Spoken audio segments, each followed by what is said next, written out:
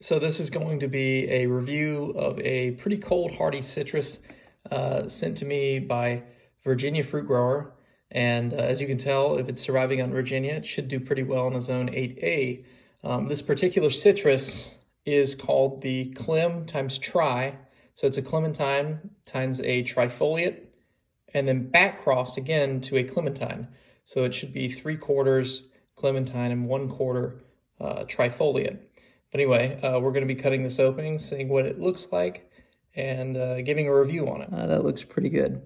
So anyway, let's review this thing. So as you can tell, it's pretty small. It really is not what I expected. I would expect a little bit of a more of a clementine size or just a smaller mandarin, but it's about the size of like a shakwasha, which is another small mandarin, or a calamansi. So it's pretty orange. It's not really a yellowish fruit that I see a lot of cold hardy citrus looking like. And the smell, I can't tell any trifoliate smell. If I scratch the skin a little bit, again, I'm not telling any trifoliate smell. Maybe just a bit of kind of a normal, like a lemony or citrus smell to it, but nothing crazy.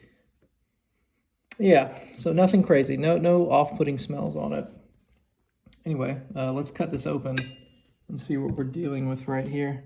So, cut it around.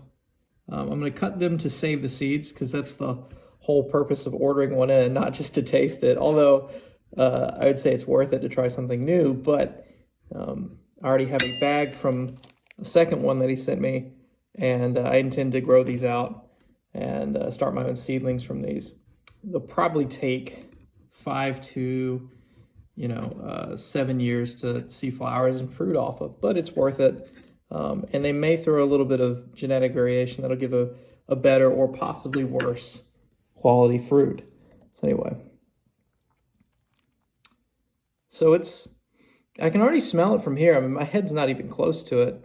It has quite a few seeds and a pretty interesting green flesh to it. It's quite a contrast. The smell, you can tell it's got some trifoliate parentage, but it's not off-putting. It has that floral smell, but a lot of trifoliate hybrids, specifically I'm thinking of the Rusk citrange, have an awful, terrible smell to them. And this one is actually pretty dang good. Just has that floral, kind of piney smell to it. Doesn't seem bad at all, and tons of seeds. So I will be happy with this, trying to get these going. Some I will save till spring, and this bag that I opened up earlier today, I will be sprouting out immediately. So anyway, let's try the juice on this thing and give it a whirl. So you can see it's got loaded with seeds, but that's pretty common with the trifoliate hybrids. It seems that it hasn't really, or it seems to have a lot of trifoliate resemblance, whereas some of the other hybrids don't have as many seeds, and certainly this color flesh is a lot more like a trifoliate. So anyway, let's squeeze this in. It's got a little bit of juice.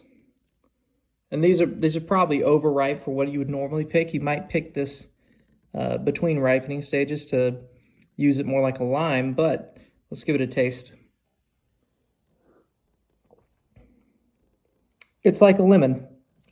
I can certainly tell that kind of piney trifoliate taste, but there's no off-putting flavors. If you were to sip like a Rusk citrange, or perhaps a Dunstan citramelo, maybe, or especially there's a Dallas citramelo. They're awful. They have a really bad kick to them. Even the 852s have a little bit of that aftertaste, but this really has none of that, pretty nasty, kind of a gasoline diesel. I don't know. It's just a weird taste, but this one's pretty good. I would certainly put this up against any of my other trifoliate hybrids that I'm raising out. It's probably the best.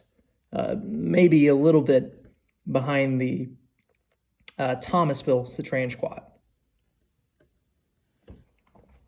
But yeah, I think it would make a great lemon substitute, and it should be zone 8 hardy to 8A easily.